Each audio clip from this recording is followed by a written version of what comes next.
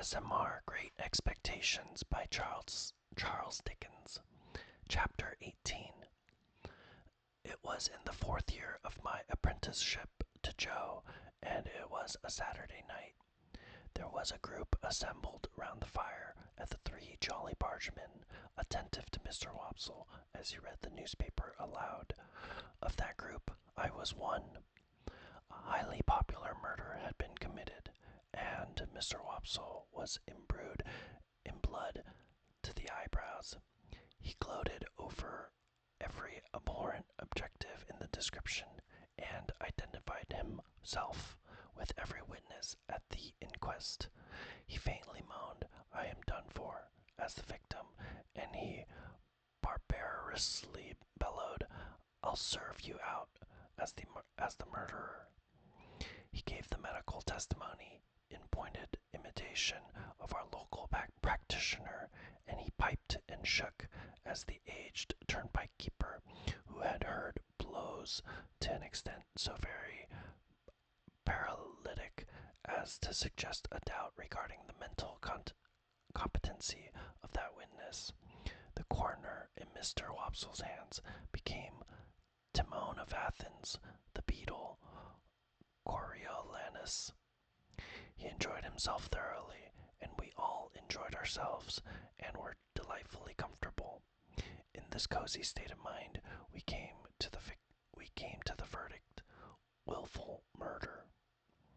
Then, and not sooner, I became aware of a strange gentleman leaning over the back of the settle opposite me, looking on.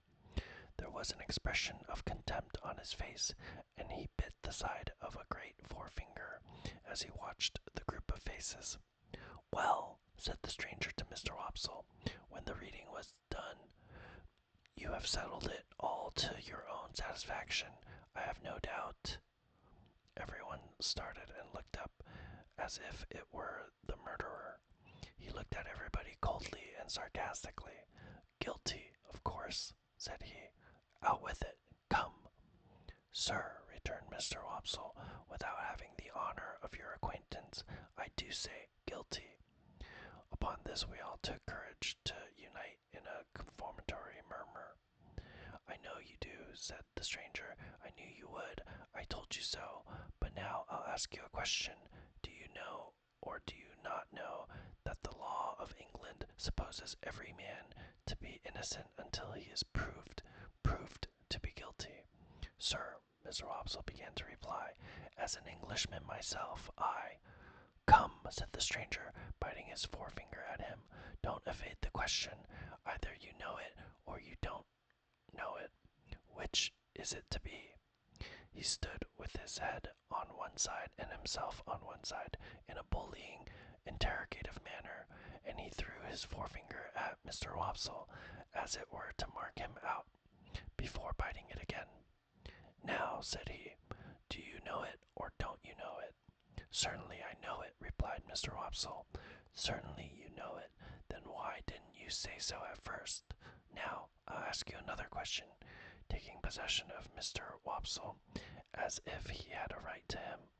"Do you know that none of these witnesses have yet been cross-examined?" Mr. Wopsle was beginning. "I can only say," when the stranger stopped him. "What?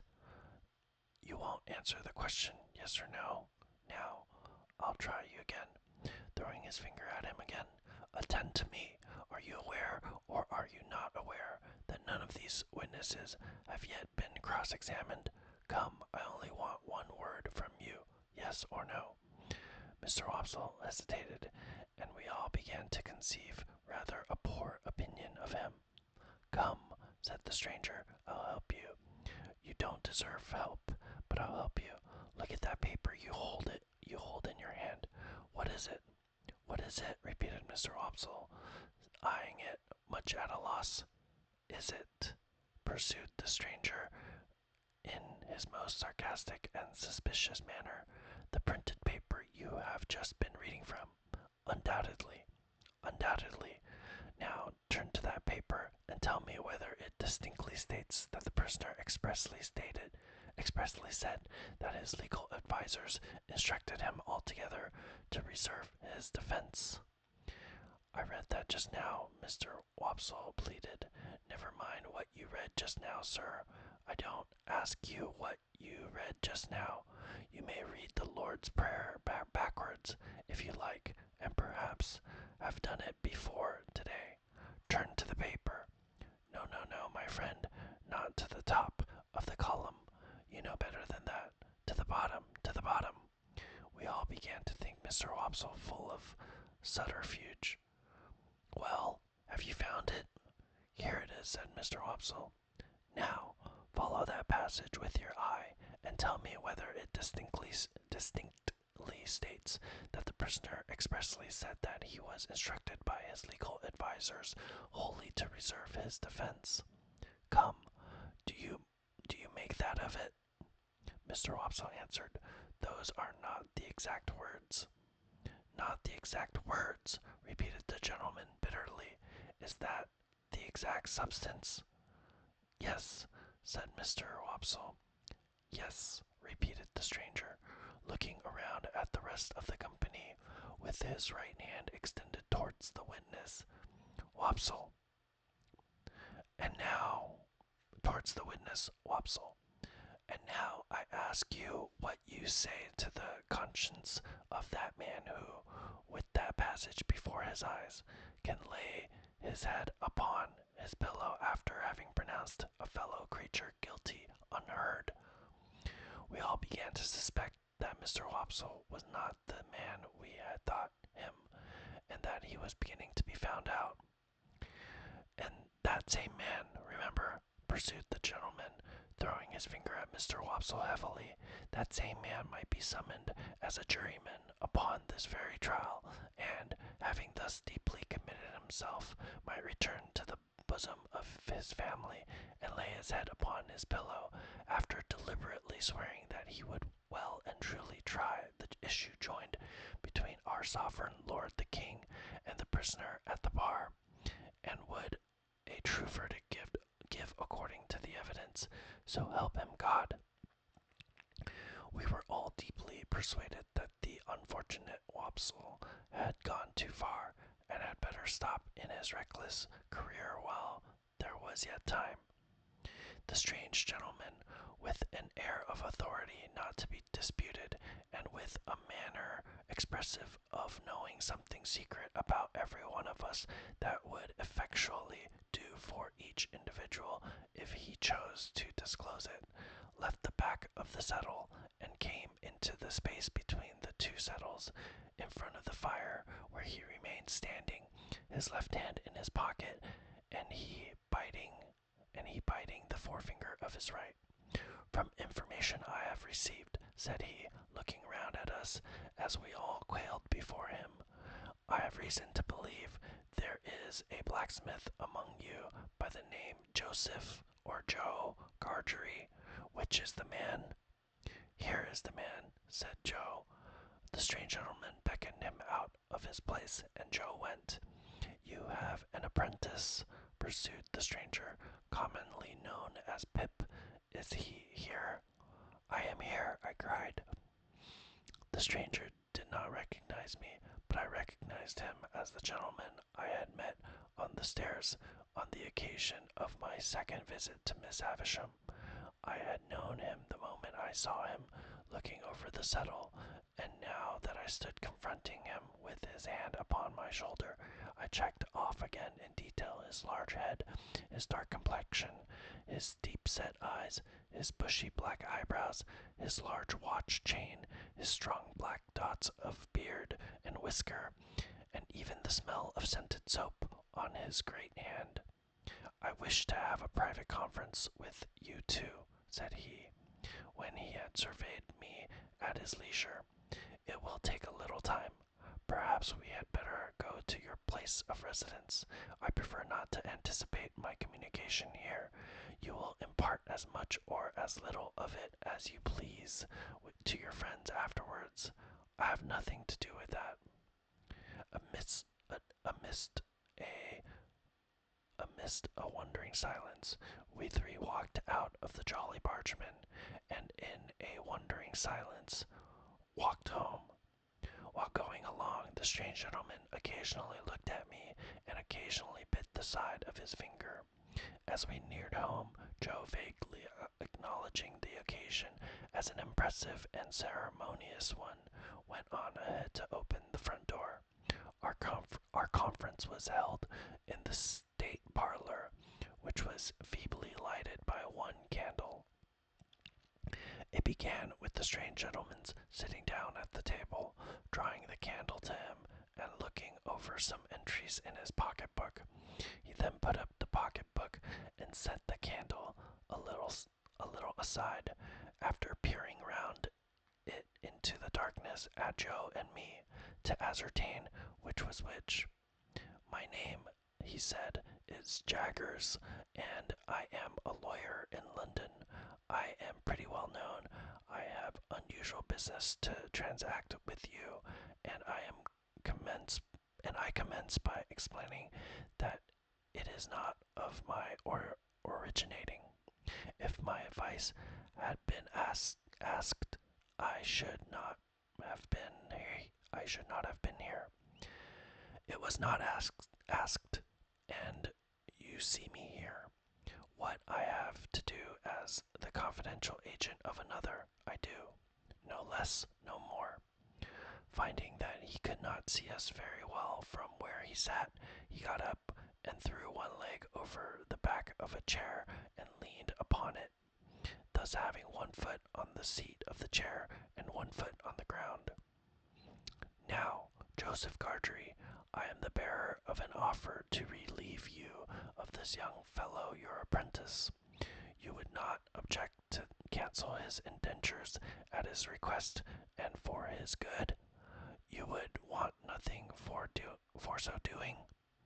"Lord forbid that I should want anything for not standing in Pip's way," said Joe, staring. "Lord forbidding is pious, but not to the purpose," returned Mr. Jaggers. "The question is, would you want anything? Do you want anything?" "The answer is," returned Joe, sternly, "no."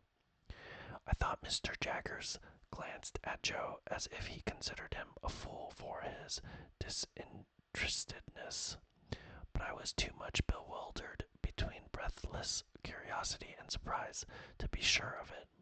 "Very well," said Mr. Jaggers. "Recollect the omission you have made, and don't try to go from it presently." "Who's a-goin' to try?" retorted Joe. "I don't say anybody is. Do you keep a dog?"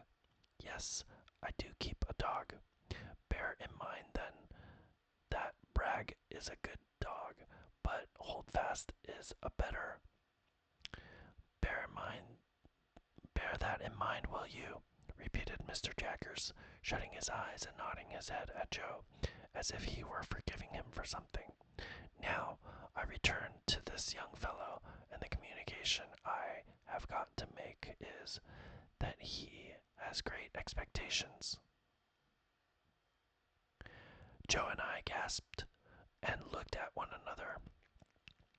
"I am instructed to communicate to him," said Mr. Jaggers, throwing his finger at me sideways, "that he will come into a handsome property.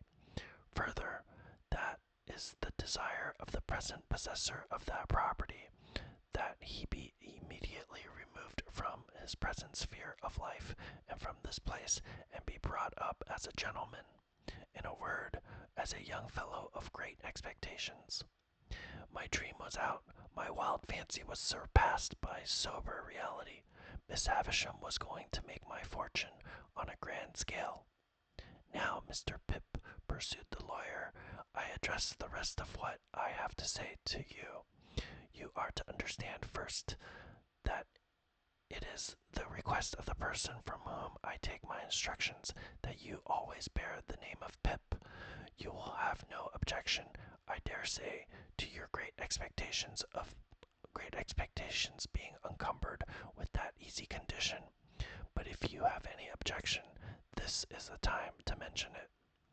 My heart was beating so fast, and there was such a singing in my ears that I could scarcely stammer. I had no objection. I should think not. Now you are to understand, secondly, Mr. Pip, that the name of the person who is your liberal benefactor remains a profound secret until the person chooses to reveal it. I am empowered to mention that it is the intention of the person to reveal it at first hand by word of mouth to yourself. When or where that intention may be carried out, I cannot say. No one can say. It may be years hence. Now you are distinctly to understand that you are most positively prohibited from making any inquiry on this head, or any allusion or reference, however distant, to any individual whomsoever as the individual, in all the communications you may have with me. If you have a suspicion in your own breast, keep that suspicion in your own breast. It is not the least to the purpose what the reasons of this prohibition are. They may be the strongest and gravest reasons, or they may be mere whim. This is not for you to inquire into. The condition is laid down. Your acceptance of it and your observance of it as binding is the only remaining condition that I am charged with by the person from whom I take my instructions and for whom I am not otherwise responsible. That person is the person from whom you derive your expectations, and the secret is solely held by that person and by me. Again, not a very difficult condition with which to encumber such a rise in fortune, but if you have any objection to it, this is the time to mention it. Speak out. Once more, I stammered with difficulty that I had no objection. I should think not. Now, Mr. Pip, I have done with stipulations. Though he called me Mr. Pip and began rather to make up to me, he still could not get rid of a certain air of bullying suspicion, and even now he occasionally shut his eyes and threw his finger at me while he spoke, as much as to express that he knew all kinds of things to my disparagement, if he only chose to mention them. We come next to mere details of arrangement. You must know that although I have used the term expectations more than once, you are not endowed with expectations only. There is already lodged in my hands a sum of money amply sufficient for your suitable education and maintenance. You will please consider me your guardian. Oh, for I was going to thank him. I tell you at once, I am paid for my services, or I shouldn't render them. It is considered that you must be better educated in accordance with your altered position, and that you will be alive to the importance and necessity of at once entering on that advantage. I said I had always longed for it. Never mind what you have always longed for, Mr. Pip, he retorted. Keep to the record. If you long for it now, that's enough. Am I answered that you are ready to be placed at once under some proper tutor? Is that it? I stammered, yes, that was it. Good. Now your inclinations are to be consulted. I don't think that wise, mind, but it's my trust. Have you ever heard of any tutor whom you would prefer to another? I had never heard of any tutor but Biddy and Mr. Wopsle's great aunt, so I replied in the negative. There is a certain tutor of whom I have some knowledge, who I think might suit the purpose, said Mr. Jaggers. I don't recommend him, observe, because I never recommend anybody. The gentleman I speak of is one of Mr. Matthew Pocket. Ah, I caught at the name directly. Miss Havisham's relation, the Matthew whom Mr. and Mrs. Camilla had spoken of, the Matthew whose place was to be at Miss Havisham's head when she lay dead, in her bride's dress on the bride's table. You know the name, said Mr. Jaggers, looking shrewdly at me, and then shutting up his eyes while he waited for my answer. My answer was that I had heard of the name. Oh, said he, you have heard of the name, but the question is, what do you say of it? I said, or tried to say, that I was much obliged to him for his recommendation. No, my young friend, he interrupted, shaking his great head very slowly. Recollect yourself. Not recollecting myself, not recollecting myself, I began again that I was much obliged to him for his recommendation. No, my young friend, he interrupted, shaking his head and frowning and smiling both at once. No, no, no. It's very well done, but it won't do. You are too young to fix me with it. Recommendation is not the word. Mr. Pip, try another. Correcting myself, I said that I was much obliged to him for his mention of Mr. Matthew Pocket. That's more like it, cried Mr. Jaggers, and I added I would gladly try that, gentleman. Good. You had better try him in his own place. The way shall be prepared for you, and you can see his son first, who is in London. When will you come to London?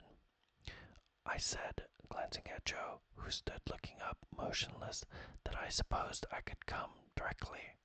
First, said Mr. Jaggers, you should have some new clothes to come in, and they should not be working clothes.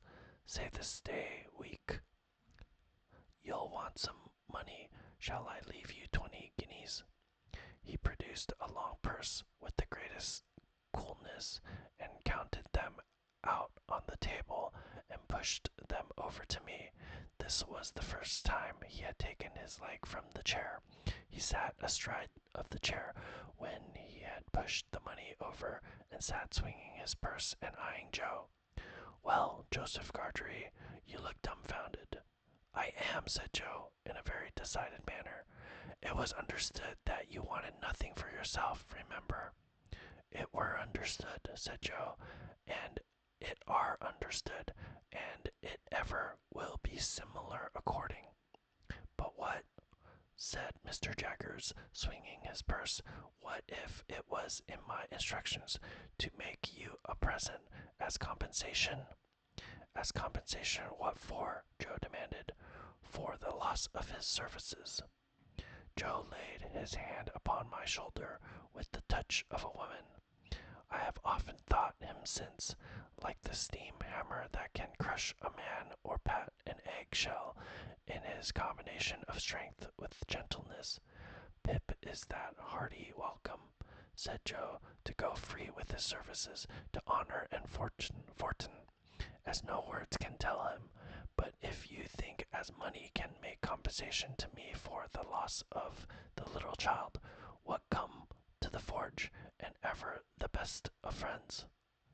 Oh dear good Joe, whom I was so ready to leave, and so unthankful too, I see you again with your muscular blacksmith's arm before your eyes, and your broad chest heaving, and your voice dying away.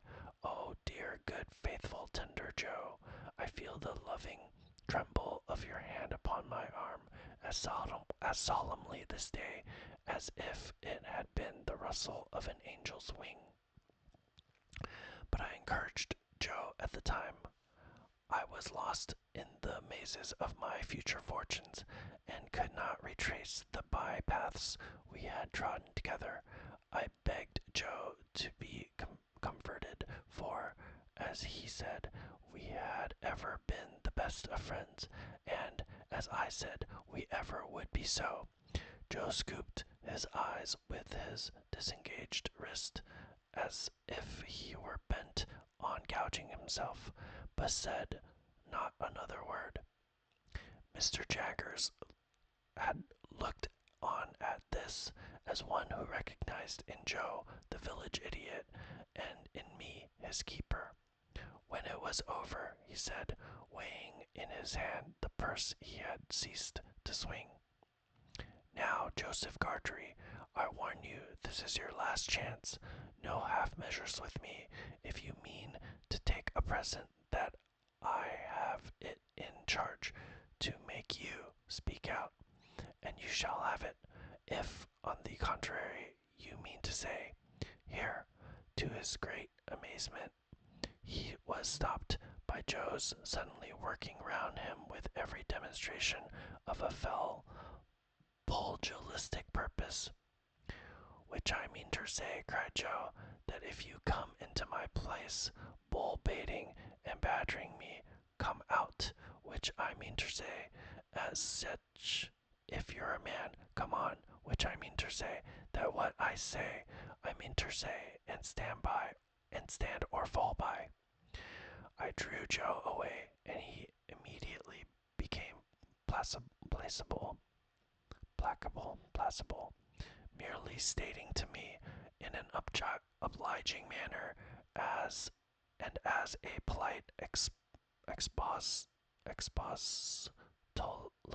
expository notice to anyone whom it might happen to concern, that he were not a-going to be bull-baited and badgered in his own place. Mr. Jaggers had risen when Joe demonstrated, and had backed near the door. Without evincing any inclination to come in again, he there delivered his valedictory remarks. They were these. Well, Mr. Pip, I think the sooner you leave here, as you are to be a gentleman, the better. Let it stand for this day week, and you shall receive my printed address. In the meantime, you can take a hackney coach at the stage-coach office in London and come straight to me. Understand that I express no opinion one way or other on the trust I undertake. I am paid for undertaking it, and I do so.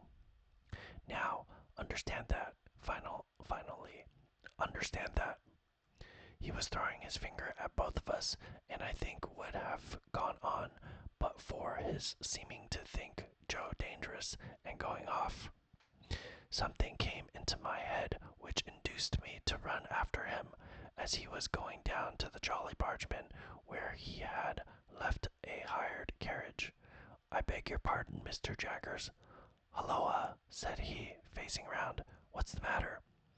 I wish to be quite right, Mr. Jaggers, and to keep to your directions, so I thought I had better ask, would there be any objection to my taking leave of anyone I know about here before I go away? No, said he, looking as if he hardly understood me. I don't mean in the village only, but uptown. No, said he, no objection. I thanked him and ran home again, and there I found that Joe had already locked the front door and vacated the state parlor, and was seated by the kitchen fire with a hand on each knee, gazing intently at the burning coals. I too sat down before the fire and gazed at the coals, and nothing was said for a long time. My sister was in her cushioned chair in her corner, and Biddy sat at her needlework before the fire, and Joe sat next Biddy, and I sat next Joe in the corner opposite my sister. The more I looked into the glowing coals, the more incapable I became of looking at Joe. The longer the silence lasted, the more unable I felt to speak. At length I got out, Joe, have you told Biddy? No, Pip, returned Joe, still looking at the fire and holding his knees tight, as if he had private information that they intended to make off somewhere. Which I left it to yourself, Pip. I would rather you told Joe. Pip's a gentleman of fortune, then, said Joe, and God bless him in it. Biddy dropped her work and looked at me. Joe held his knees and looked at me. I looked at both of them. After a pause, they both heartily congratulated me, but there was a certain touch of sadness in their congratulations that I rather resented. I took it upon myself to impress Biddy, and through Biddy, Joe, with the grave obligation I considered my friends under, to know nothing and say nothing about the maker of my fortune. It would all come out in good time, I observed, and in the meanwhile nothing was to be said, save that I had come into great expectations from a mysterious patron. Biddy nodded her head thoughtfully at the fire as she took up her work again, and said she would be very particular, and Joe, still detaining his knees, said, Aye, I'll be eckervally particular, Pip. And then they congratulated me again, and went on to express so much wonder at the notion of my being a gentleman that I didn't half like it. Infinite pains were then taken by Biddy to convey to my sister some idea of what had happened. To the best of my belief, those efforts entirely failed. She laughed and nodded her head a great many times, and even repeated after Biddy the words pip and property. But I doubt if they had more meaning in them than a election cry, and I cannot suggest a darker picture of her state of mind. I never could have believed it without experience, but as Joe and Biddy became more at their cheerful ease again, I became quite gloomy, dissatisfied with my fortune. Of course, I could not be, but it is possible that I may have been, without quite knowing it, dissatisfied with myself. Anyhow, I sat with my elbow on my knee and my face upon my hand, looking into the fire, as those two talked about my going away, and about what they should do without me, and all that. And whenever I caught one of them looking at me, though never so pleasantly, and they often looked at me, particularly Biddy, I felt offended, as if they were expressing some mistrust of me, though heaven knows they never did by word or sign. At those times I would get up and look out at the door, for our kitchen door opened at once upon the night, and stood open on summer evenings to air the room. The very stars to which I then raised my eyes, I am afraid to look to be but poor and humble stars, for glittering on the rustic objects among which I had passed my life. Saturday night, said I, when we sat at our supper of bread and cheese and beer. 5 more days, and then the day before the day. They'll soon go. Yes, Pip, observed Joe, whose voice sounded hollow in his beer mug. They'll soon go. Soon go, said Biddy. I have been thinking, Joe, that when I go downtown on Monday and order my new clothes, I shall tell the tailor that I'll come and put them on there, or that I'll have them sent to Mr. Pumblechick's. It would be very disagreeable to be stared at by all the people here. Mr. and Mrs. Hubble might like to see you in your new genteel figure too. Pip, Pip, said Joe, industriously cutting his bread with his cheese on it in the palm of his left hand, and glancing at my untasted supper as if he thought of the time when we used to compare slices. So my Wopsle and the Jolly Bargeman might take it as a compliment. That's just what I don't want, Joe. They would make such a business of it, such a coarse and common business, that I couldn't bear myself. Ah, that indeed, Pip, said Joe, if you couldn't bear yourself. Biddy asked me here, as she sat holding my sister's plate, have you thought about when you'll show yourself to Mr. Gardry, and your sister and me? You will show yourself to us, won't you? Biddy, I returned with some resentment, you are so exceedingly quick that it's difficult to keep up with you. She always were quick, observed Joe. If you had waited another moment, Biddy, you would have say that I shall bring my clothes here in a bundle one evening, most likely on the evening before I go away. Biddy said no more. Handsomely forgiving her, I soon exchanged an affectionate good night with her and Joe, and went up to bed. When I got into my little room, I sat down and took a long look at it, as a mean little room that I should soon be parted from and raised above forever. It was furnished with fresh young remembrances too, and even at the same moment I fell into much the same confused division of mind between it and the better rooms to which I was going, as I had been in so often between the Forge and Miss Havisham's, and Biddy and Estella. The sun had been shining brightly all day on the roof of my attic, and the room was warm. As I put the window open and stood looking out, I saw Joe come slowly forth at the dark door below and take a turn or two in the air, and then I saw Biddy come and bring him a pipe and light it for him. He never smoked so late, and it seemed to hint to me that he wanted comforting for some reason or other. He presently stood at the door immediately beneath me, smoking his pipe, and Biddy stood there too, quietly talking to him, and I knew that they talked of me, for I heard my name mentioned in an endearing tone by both of them more than once. I would not have listened for more if I could have heard more, so I drew away from the window and sat down in my one chair by the bedside, feeling it very sorrowful and strange that this first night of my bright fortunes should be the loneliest I had ever known. Looking towards the open window, I saw light wreaths from Joe's pipe floating there, and I fancied